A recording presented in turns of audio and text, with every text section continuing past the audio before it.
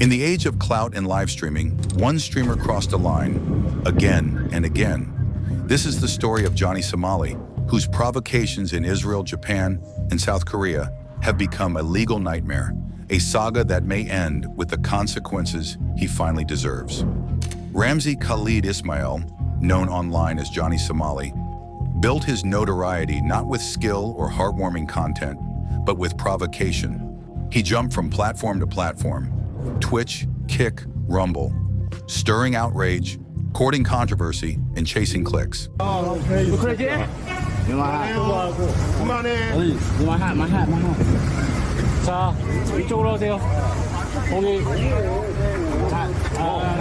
너 핸드폰이에요? 네? 이거요, 뭐죠? 이거요. 오늘 거예요?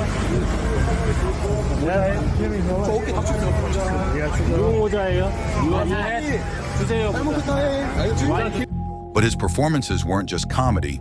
They were deliberate, inflammatory, culturally insensitive, and sometimes deeply offensive. We're definitely gonna have some haters up in the chat. More haters is more views is more money. But you know what I say? I say the more haters is the more eyes watching, the more eyes watching is the more money, you know what I mean? His first major international trouble came in Israel. In early April 2024, Johnny Somali live-streamed at the Western Wall in Jerusalem, posting images of controversial figures on the holy site, among them Harvey Weinstein, Epstein, and Adin Ross. A few days later, he was arrested in Tel Aviv after he allegedly sexually harassed a female police officer during a protest. Oh, you a bad, I swear to God. You a bad, I'll take you to dinner. I swear to God, I'll change your life. I'll change your life, baby. Baby, I'll change your life, I promise you. You a bad right here. I'm in the sidewalk. I'm in the sidewalk. He claimed later that his American citizenship gave him certain freedoms, but locals saw it as provocation dressed as performance. His actions weren't just for shock value. They carried real diplomatic implications. He was testing boundaries, but not all societies are playgrounds in Japan. The pattern continued. He harassed people on commuter trains, shouting references to Hiroshima, Nagasaki, and even invoked the Fukushima disaster. Why you do this? Pearl Harbor? Hiroshima, Nagasaki. Hiroshima, Nagasaki. You know why we do to you this? Hiroshima, Nagasaki. Because you don't know how to behave. Wallahi billahi wa tallahi. I swear to God. You do again, we're gonna do again. You understand? You don't understand our power. He trespassed on a hotel construction site in Osaka and was arrested for obstruction of business. He was fined, and his antics drew sharp criticism, both from the public and from Japanese authorities, who saw him as more than a nuisance, a foreign provocateur abusing the freedom of live streaming for inflammatory content. Despite apologies, he didn't seem to learn. His behavior kept crossing cultural red lines. But it was in South Korea that Johnny Somali's provocations caught up with him, and the stakes became much higher.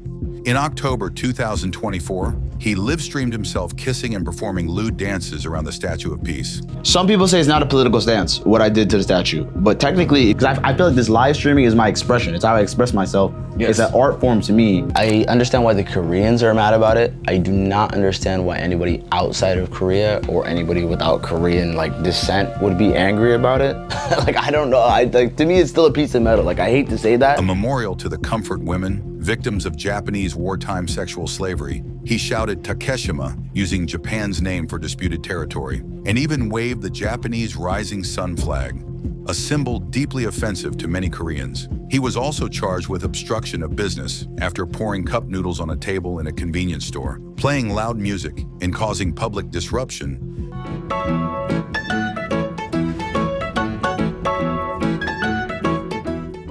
South Korean prosecutors indicted him. He was banned from leaving the country. Donald Trump, Marco Rubio, if you can see this, Barron Trump, I know you're tapped in with the internet. Please free me, I'm stuck, I'm an American citizen. I know the State Department, they talked to the Romanians, they got Andrew Tate and they got Tristan Tate out of lockup and travel ban in Romania. Please save, not Johnny Somali, Johnny Ramzi Ismail, the American. His case became a lightning rod for what governments call the nuisance influencer phenomenon. Content creators who generate views through shock rather than substance, but pose real legal and social risks. As of his trial, he faced 7 charges, including obstruction of business and violations of the Minor Crimes Act. He pleaded guilty to several counts, but denied sexual violence allegations related to deepfakes. Why are you being to other people in other countries? For money, for clout. I've said it many times. I don't give a I have no morals. I'm a sociopath. I don't give a Put this in your next YouTube documentary. I don't give a Legal experts warn he could face up to 46 years in prison if convicted on all counts.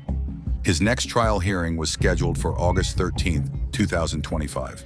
Backlash was swift. South Koreans widely condemned his behavior. Some called for deportation, others demanded heavy sentencing.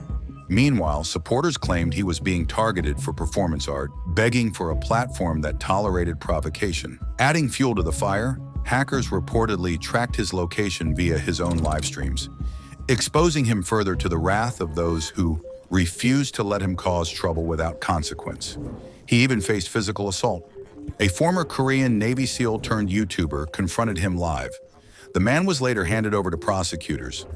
The streamer's finances reportedly took a hit, and he posted calls for donations to cover hefty legal bills. The reason why I did it is because he was assaulting people in my country. Just by his behavior just made me feel like furious. Made me go like blind rage just by harassing women and children and elderly people because for his clout. If you want to go around and harass these people just for clout or just do something really stupid in public, get a life. For many, the spectacle was over.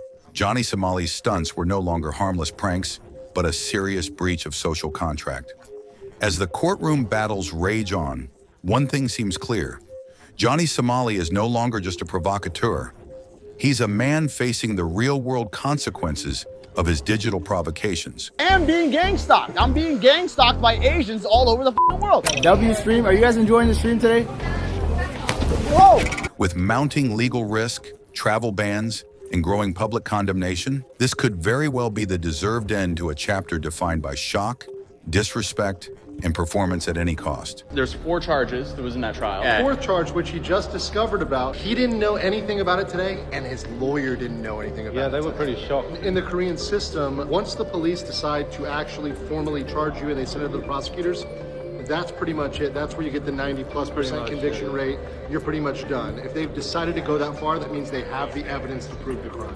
And he came in with the biggest smile on his face. As soon as they read him his charges, his smile just vanished. But whether he pays the price in prison, deportation, or public infamy, his story leaves a warning for the next generation of influencers.